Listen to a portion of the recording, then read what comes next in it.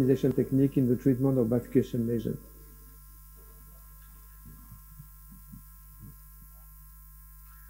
So it's important to have in mind that bifurcation are a fractal object, and clearly there is a relationship between the proximal main branch size, the distal main branch diameter, and the side branch diameter. The old rule was the Murray's law, which is a cubic of each diameter. It was simplified by Gérard Finet from Lyon, showing that the proximal main branch diameter is equal to the addition of the two distal diameters multiplied by 0.6078.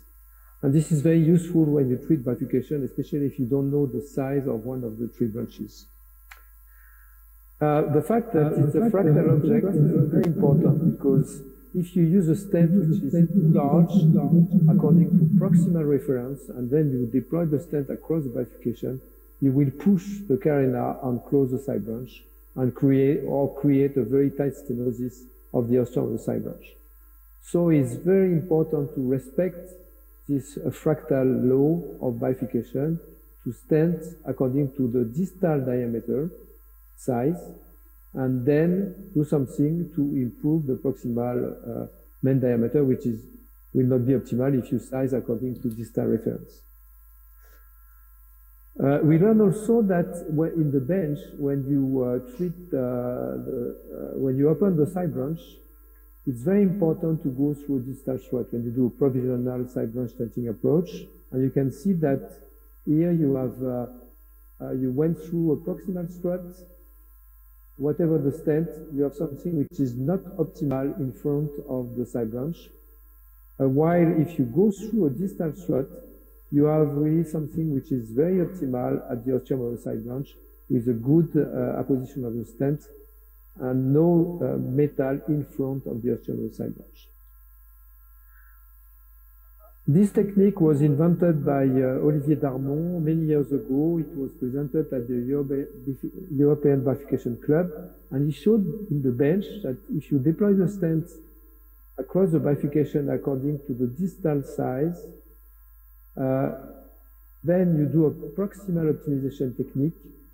You improve the apposition of the stent, of course, proximally, but also in front of the side branch. So you may facilitate access toward the distal strut, and you enlarge the strut, which facilitates across the wiring across the struts.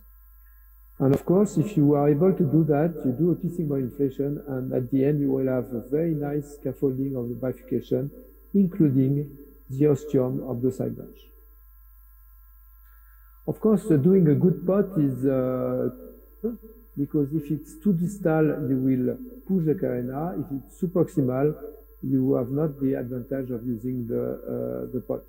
So it's very important to have the distal part of the balloon in front of the carina, like you can see here. And then if you do the pot, you have a nice apposition of the stent toward the side branch and a nice access toward the distal strut. Of course, it's very important to know which kind of balloon you have, because sometimes the shoulder of the balloon are in front of the marker, sometimes they are more distal, sometimes they are more proximal. So you should know the characteristics of the balloon that you are using.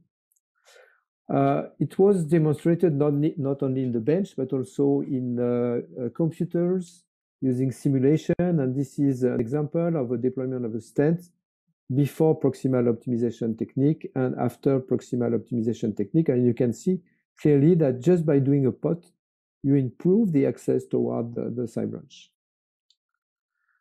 It was studied in the bench by Gérard Finet, and he showed clearly that after pot, you have a better diameter proximal to the bifurcation.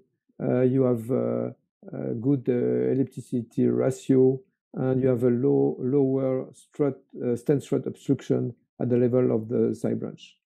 And it was also showed in a true simulation using the MSCT of the patient, which was the first case done in our institution using all the characteristics of the plaque of the patient. And this is before, in the left main case, before and after stenting and we showed that we had exactly the same after using OCT in the same patient. We have seen recently this, I will not go into details, but Dr. Chatzizi showed all the steps of each technique, provisional, TR tap, culotte, decalcrush. And he showed that, in fact, when you do provisional, you should do POT 2 times, the same for tap, 3 times for culotte, and 3 times for decalcrush technique. So this is really part of the technique of bifurcation lesion. Do we have clinical data? So I think it's very important. In COBIS registry from Korea, they look at the role of POT. It was not randomized, but just observational. The paper was published by the Gwon team, and they showed that the MACE rate was clearly decreased when you use no POT. And you can see that by time, the difference is increasing. So I think 8 years follow-up, you have really a huge difference in terms of outcome. This is whatever the characteristic of the patient, true bifurcation or no true bifurcation, etc. And of course, if you do a KISS, probably it's less important to have a POT, but there is still some difference. Unfortunately, at that time, POT was used in only 22% of cases, so clearly underused. Now, Bernard Chevalier submitted this paper. It was presented last year at the European Bifurcation Club, and he showed that in this ELT master registry, using POT versus no POT, there was a big difference in terms of target lesion failure. You can see the difference, which is clearly significant. And this is again true, whatever the technique used, whatever the lesion.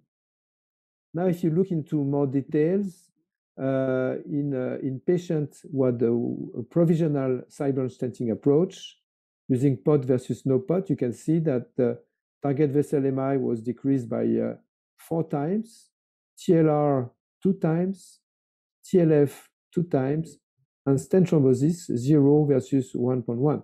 So clearly a high benefit of POT, but again, it was not randomized, so it's just observational. The problem is that POT in this study was used in only 1/3 of the cases.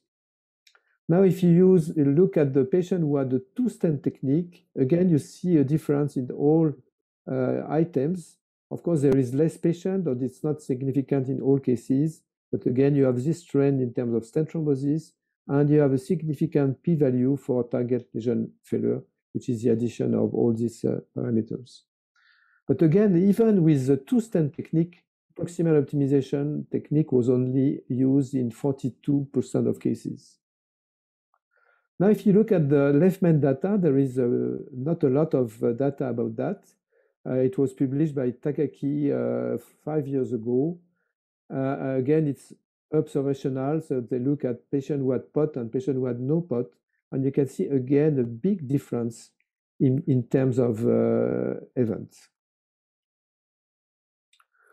So my conclusion is that POT is a crucial step in bifurcation PCI. It looks like a secret, but it's really true. It facilitates the procedure and improve outcomes, whatever the technique used. And thank you very much for your attention.